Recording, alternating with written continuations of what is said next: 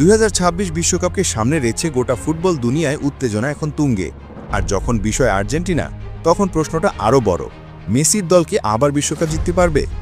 সাম্প্রতিক এক সাক্ষাৎকারে লিওনেল মেসি যেভাবে কথা বলেছেন তা শোনার পর বোঝা যাচ্ছে এটা শুধুই একটা টুর্নামেন্ট নয়, এটা যুদ্ধ। মেসি বলেছেন, এটা এমন একটি দল যারা আবার চেষ্টা করবে, নিজেদের সর্বস্ব দেবে এবং লড়াই করবে। এরপর খুব ছোট ছোট বিস্তারিত কারণে তুমি ছিটকে যেতে পারো। বিশ্বকাপ খুব কঠিন, যে কোনো দল তোমাকে সমস্যায় ফেলতে পারে।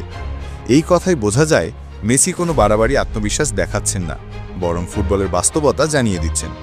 এটা সত্য, বিশ্বকাপ এমন জায়গা যেখানে শক্তিশালী দলও মুহূর্তেই বাদ পড়ে যায়।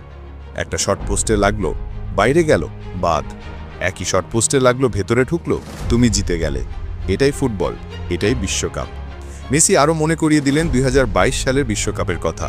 নেদারল্যান্ডস, ফাইনাল ফ্রান্স, দুই ম্যাচেই আর্জেন্টিনা দুর্দান্ত খেলেছে, তবুও শেষ পর্যন্ত সবকিছু গিয়ে দাঁড়িয়েছিল পেনাল্টিতে। ডিবু নামের দানবটার কারণে আমরা জিতেছি। এমিলিয়ানো মার্টিনেজ, সেই বিশাল সেভ, সেই শান্ত মাথা, একটা গোলরক্ষক কিভাবে বিশ্বকাপ জেতাতে পারে, ডিবু ছিল তার জীবন্ত উদাহরণ। কিন্তু মেসি সতর্ক করে বললেন, এমনও হতে পারে তুমি পেনাল্টিতে গিয়ে জিততে পারবে না। একটি বিশ্বকাপ জেতা সত্যিই খুব কঠিন। এখানে মেসি আবারও ফুটবলের নিষ্ঠুর সত্যি মনে করিয়ে দিলেন। এই প্রশ্নে মেসি সরাসরি কারো নাম বলেননি, কারণ তিনি জানেন বিশ্বকাপ কখনো কাগজে কলমে হিসাব করে জেতা যায় না। তবুও তিনি বললেন কিছু শক্তিশালী দলের নাম।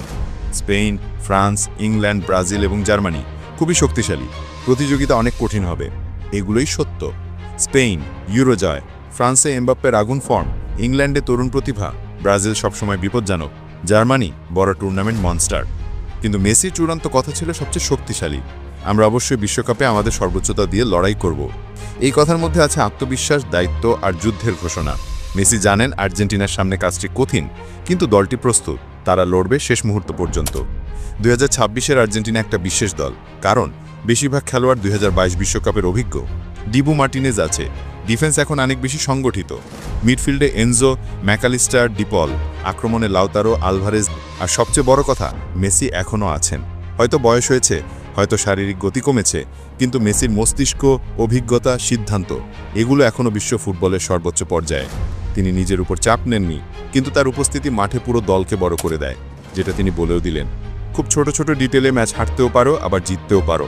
এই কারণেই মেসি জানেন বিশ্বকাপ জেতা হলো কঠিনতম কাজ। আর্জেন্টিনা ফেভারিট না, না, মেসি সেটা বলেননি, কিন্তু তারা প্রতিযোগিতা করবে, শেষ মিনিট পর্যন্ত লড়াই করবে। এই দলটা খুবই ব্যালেন্সড, তারা কোনো কল্পনার উপর নির্ভর করছে না, ভাগ্যের উপর বসে নেই। তারা জানে সংগ্রাম ছাড়া কিছু পাওয়া যায় না। 2022 সালে আর্জেন্টিনা হেরেছিল প্রথম ম্যাচেই, তারপরও তারা উঠেছিল এবং চ্যাম্পিয়ন হয়েছিল। এই মানসিক শক্তিই এখন তাদের সবচেয়ে বড় অস্ত্র। মেসির চোখে বিশ্বকাপ একটা যুদ্ধ, এটা সৌভাগ্যের খেলা নয়। এটা সেই জায়গা যেখানে এক পোস্টের ভিতরে বাইরে, এক পেতে থাকা সেভ, এক ভুল পাস, এক পেনাল্টি সবকিছু বদলে দিতে পারে। আর তাই মেসির শেষ লাইনটা সবচেয়ে সুন্দর, আমরা আমাদের সর্বোচ্চ দিয়ে লড়াই করব। এটাই আর্জেন্টিনার পরিচয়, এটাই বিশ্বকাপের সত্য, এটাই ফুটবলের সৌন্দর্য।